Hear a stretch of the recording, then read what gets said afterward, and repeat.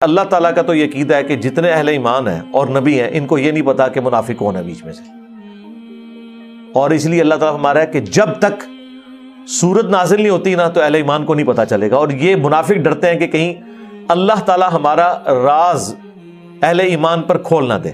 تو اللہ نے اپنا عقیدہ کیا بتایا کہ کسی کو علم غیب نہیں ہے جب تک کہ میں بتا نہ دوں، تبھی یہ بات ہو رہی ہے نا کہ منافق ڈرتے ہیں کہ کوئی ایسی صورت نہ نازل ہو جائے جس میں منافقین کا بتا دیا جائے۔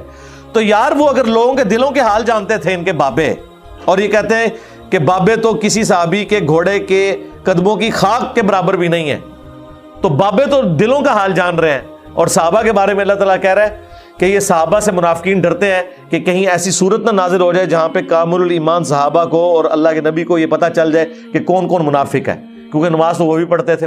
سرکار دو عالم صلی اللہ تعالی علیہ وسلم ارشاد فرما رہے کیا حال ہے، میں تمہارے رکوع میں خشوع خضوع نہیں پا رہا۔ صحابی تھے، گردن جھکا لی۔ عقیدہ تھا صحابہ کا کہ سرکار جیسے آگے دیکھتے ہیں ویسے ہی پیچھے دیکھتے ہیں۔ صحابی تھے، گردن جھکا لی، وہابی ہوتا اٹھ کے کھڑا ہو جاتا۔ تمہیں کیسے معلوم؟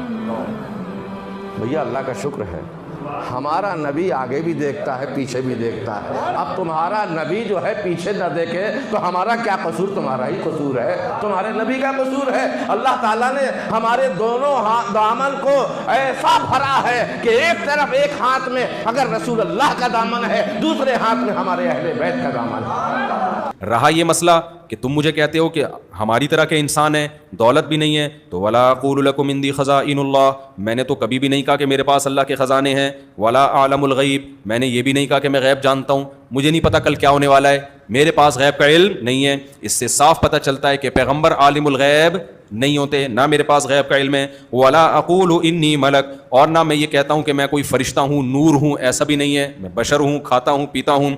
ولا اقول للذین تزدری اعینکم لن یؤتیہم اللہ خیرا، اور جن غریبوں کو تم تانے دے رہے ہو، مشرکین یہ بھی تانے دیا کرتے تھے کہ اصل میں ان کو کوئی عزت دینے والا نہیں ہے، تو یہ باپ کے دربار میں ان کو عزت مل رہی ہے تو اس چکر میں آ رہے ہیں، نیتوں پہ بھی شبہ کرتے تھے۔ تو نوح علیہ السلام نے کہا کہ اللہ اعلم بما فی انفسہم، ان کے دلوں میں کیا یہ کون جانتا ہے؟ اللہ، میں دل کا مکلف نہیں ہوں۔ اس حوالے سے سمجھ لیجئے نبی تو ہو ہی نہیں سکتا جس سے کچھ نہ کچھ علم غیب نہ دیا جائے۔ اگر نبی کا علم بھی وہی ہو جو ہمارا ہے تو پھر ہمارا فرق کیا ہوا؟ نبی نے فرشتے کو دیکھا ہے، نبی کو جنت اور دوزخ کی سیر کرائی گئی ہے، ملکوت السماوات والارض حضرت ابراہیم کو دکھائے گئے ہیں، کذالک نری ابراہیم ملکوت السماوات والارض، معراج میں حضور کو کیا کچھ دکھایا گیا ہے۔ یہ اگر یہ چیزیں غیب کی ہیں نا، اگر یہ چیزیں وہی فرشتہ یہ غیب ہے نا، تو غیب کا علم نہ دیا جائے تو نبی کہاں ہوا؟ وہ تو پھر عام انسان ہے۔ قل انما انا بشر مثلکم یوحی الی، وحی آ رہی ہے میرے پاس، تو یہ خود غیب سے معاملہ آ رہا ہے۔ البتہ کل غیب جو ہے وہ اس کی نفی ہو جائے گی، کل غیب نہیں۔